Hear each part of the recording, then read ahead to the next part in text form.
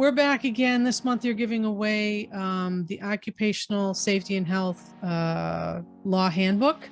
That's it. And so we're kind of putting these safety bites around kind of the legal aspect of occupational health and safety.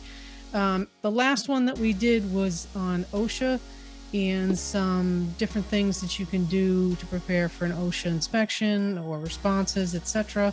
How do you get your ducks in a row? This time I want to talk about, okay, the incident's happened. You're getting advice from legal counsel, and an investigation needs to be done, and it needs to be done probably in a critical sequence because evidence, as you know, fades, people's memories fade. How do you go about that process? Like in what order do you do it? And I'm asking you personally that you do it. And what things are you looking for to kind of get in your files in order to throw around getting to the root cause? Well, the same investigative techniques that we use for smaller OSHA recordable near misses type thing, some of those still apply when you're dealing with a serious injury or fatality. But I'm not calling our law firm in because Jimmy cut his hand and he needed 2 stitches, right? Right. But I am calling our law firm when we have a serious injury or fatality, and I know that OSHA is going to get involved and it has a potential to lead to negligence litigation or wrongful death litigation. So I'm going to use some terms, and if Dr. Martin, I don't define those terms, you stop me so I can do it. Sure thing. The best advice I can give people, as soon as as soon as you notify OSHA, because you have to notify OSHA within 8 hours of a fatality and 24 hours of hospitalization. Preferably before you call OSHA, you've got counsel involved. But if you don't, you have them involved as soon as is possible. It's hard to get your law firm on the phone on the weekend, right? And I understand that. And they're busy. And they're busy. Believe me, they're busy. They may not just be sitting there waiting for you to in call. A hotel room or something, right, waiting for you to call. And your 8 hours may run before you can get them on the phone. So, bad things happen on the weekends. Right. But as soon as possible, you need to get them involved. Hear my words, third-party consultants. You need direction from attorneys before you begin your investigation. That way, that investigation is directed by counsel and can be protected under the privilege, right, attorney-client privilege, which means your investigations, techniques, methods, evidence collected, all that is not discoverable to potential other parties. Okay? Now, we'll have to let an occupational safety and health lawyer talk to you about what they will turn over, what they're not going to turn over. There's a lot of case law on that, but right, you need this investigation protected. Yep. Everything you say, everything you send, everything you do outside of the direction of that counsel is discoverable, which means we have to turn it over. So the first thing, get legal counsel. Now that doesn't mean I just want to clarify for the people who listen to this, that doesn't mean you're hiding anything. It just means that the data that is collected is going to be looked at by legal counsel and vetted for putting into the pipeline of the investigation, of legal action, etc. Look, I say this all the time in my training trainers, and I may get in trouble for what I'm about to say. Okay? You're my buddy. Go ahead, get in trouble. Court is not about truth. You want truth, go to church. Court is about blame. Okay? Court is not about right and wrong. Court is about who's going to get paid. Because if particularly like in a fatality situation, we can't bring someone back from the dead. Right. Right? So all we can do is compensate those that have been left behind. And I'm all for that. I'm all for that. Our investigation is part of that. And once you have your investigation is protected, then you have a little bit more freedom. You don't have the pressure on you about, oh, I don't want to say this, I can't say that. Do I ask this question? Do I ask that question? Which is, things that counsel is going to do. You can go out and get back to your job as a safety professional, which is to find out what happened and to make sure it never happens again. That's right. Right? So that's the first step. And this is assuming we've already secured the accident scene.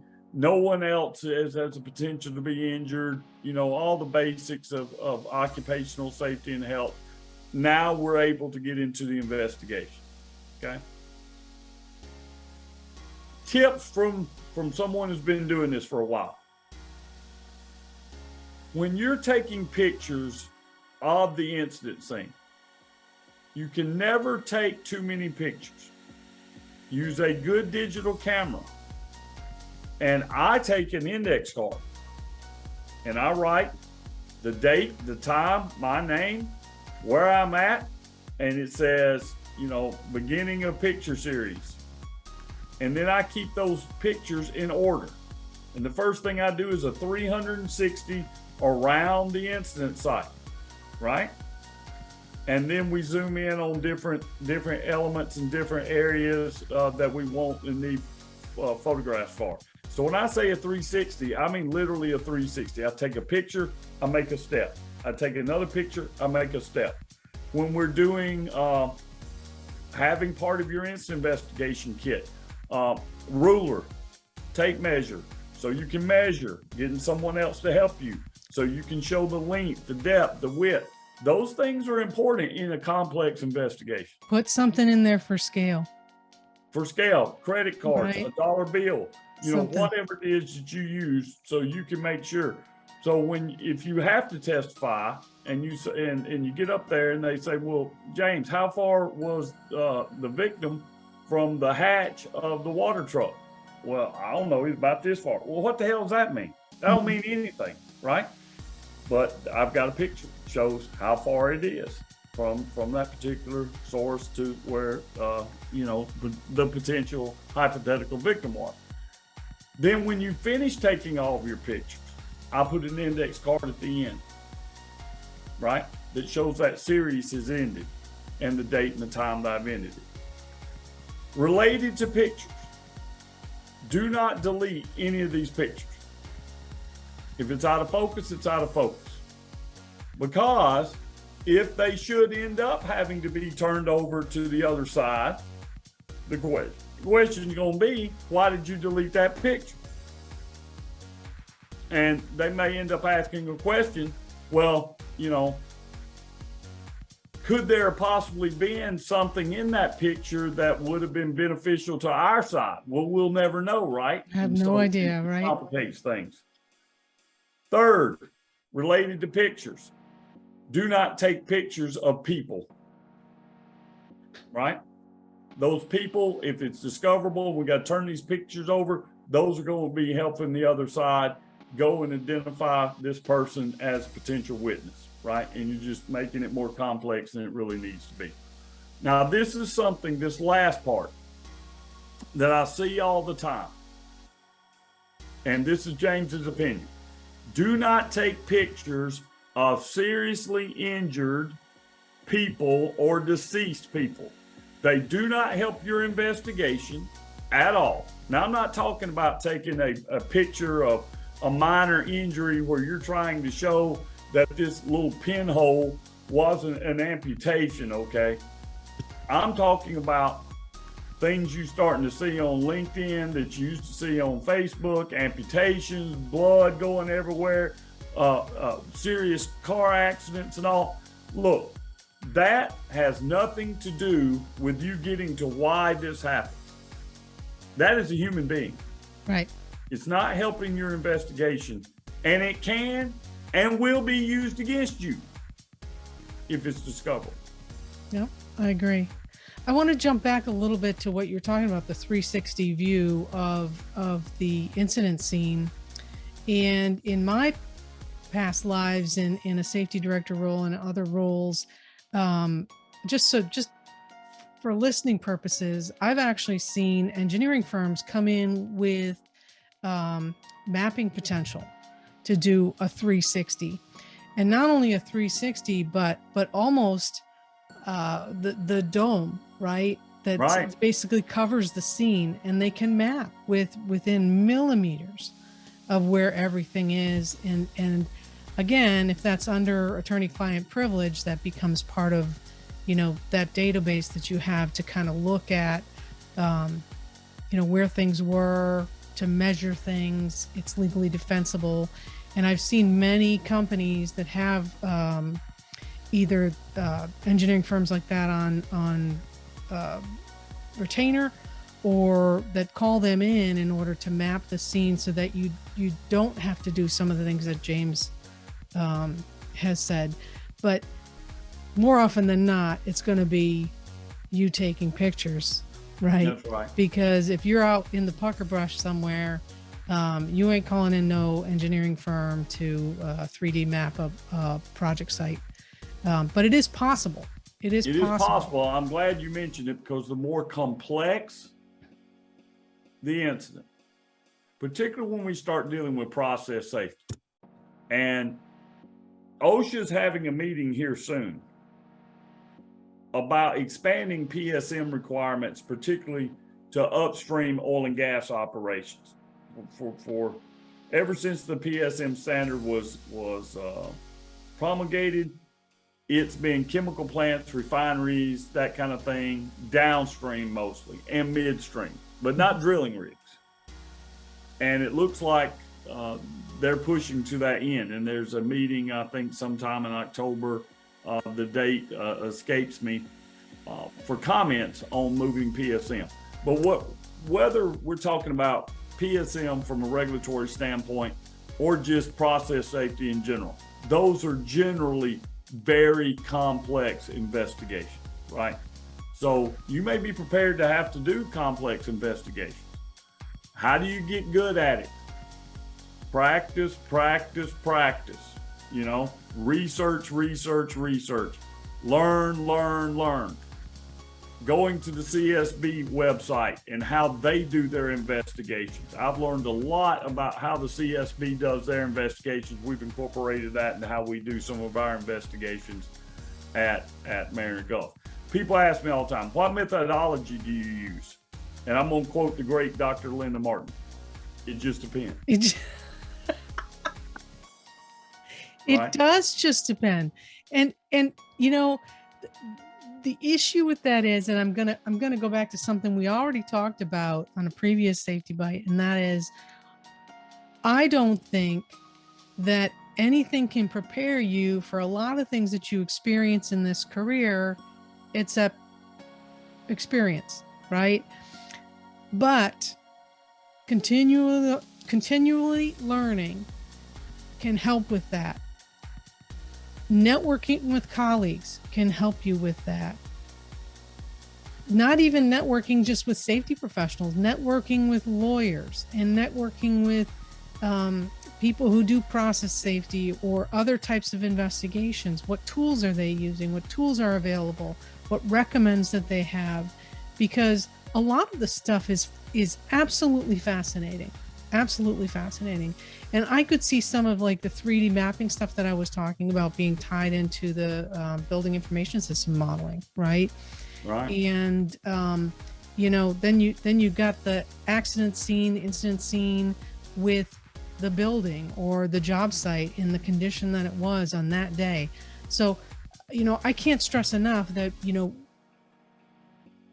experience is a good teacher, right? But a lot of times you don't want to get to experience as a first resort, right? The experience is a last resort. So professionally develop and continue learning, and don't be that guy or gal that saves all your information and your knowledge Yeah, don't be that person. Don't be a dink, right? Share it. You just, especially like third-party consultants who get into a lot of different situations, it's very important that we share those with our colleagues that are fixed facility, that don't often get out on a varied amount of job sites, because it's all about helping each other. Right, absolutely. I get calls pretty routinely for just advice. It's just a little bit of time, and I'm okay with giving that advice. You know why? Because when I was a novice in this practice, people gave me advice, and they Amen. didn't ask for my credit card when they did it. Now, if you need, the other side of this though is, if you are the safety professional and you don't have the skill set, you need to be up front with your management team and say, we need to associate a consultant.